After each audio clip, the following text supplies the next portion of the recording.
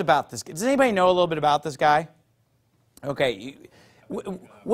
Okay, was this Afghanistan or Iraq? What was this? I believe it's Iraq. It's Iraq. It's Iraq? Okay. So this guy... I've been there. Oh, you've been to Iraq? Okay, where you... I've been in Vietnam. I've been in Iraq. I did 2 tours. I've been in the Army 24 years. I disagree with some of the stuff you say. If you read to me Psalms 144. Okay, well, I'm not interested in going to Psalm 144 right now. If you disagree with me, that's fine. You're entitled to your opinion. But let me say this. We've got other guys in our church who've also been there. There's a guy sitting behind you that's been to Iraq. Do you agree with what I'm saying right now? Yeah, well, so... How many groups did he save? Guess what? Oh, how many of our troops did he save? Because that's all that matters is, did he save our troops? What were our troops doing over there in the first place? Amen. What were our troops doing in a foreign country that never attacked us? Huh? What were they doing over there? Invading a foreign country. I don't believe in that. Amen. You don't believe in 9/11? Who here believes the official version on 9/11? Look around. Look around the room.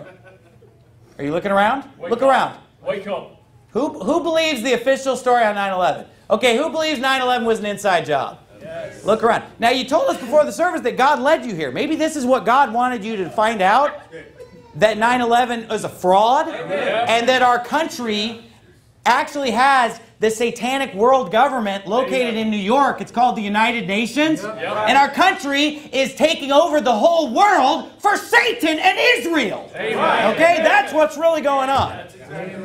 You know, and honestly, honestly, I'm sure that a lot of troops over there have their heart in the right place, and they think they're fighting for America and for freedom, and they're fighting for good things. But I'm sorry, it's wrong.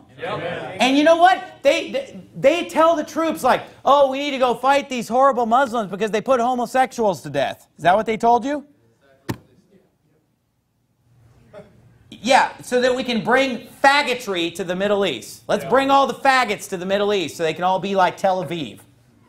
Look, the bottom line is, my friends, I am not pro-war, and I'm never going to be pro-war, and the Bible is not a pro-war book.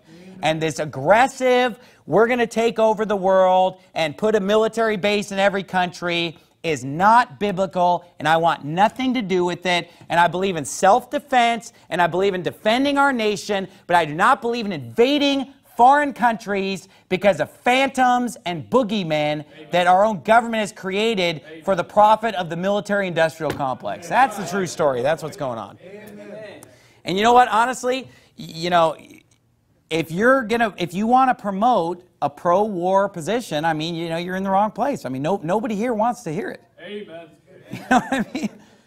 Honestly, and look, I love you, my brother, and I'm sorry that the sermon is offending you, but honestly, this is where I stand, and this is where our church stands, because of the fact that, you know, being a sniper and say, well, you saved lives. You know what else saved lives? You know what else saved American lives? Nuking Hiroshima and Nagasaki. That saved American lives, right? Because then we didn't have to... Yeah, and it also murdered and massacred hundreds of thousands of women and children, and that is a sin. Amen. Okay? You can sit there and say, oh, it saved American troops' lives. Yeah, but it's not right to murder women and children to save American troops' lives. It just isn't right. And you can sit there and justify nuking Hiroshima and Nagasaki, and you can justify firebombing Dresden and killing 137,000 people in one night in Germany with no military target, no military objective, just firebomb them to scare them into, well, but at least we ended the war. But you know what?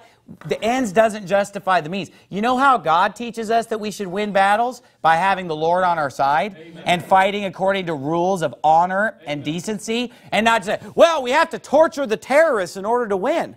No, we do what's right. God will bless us if we win. And you know what? God's not blessing America. Right.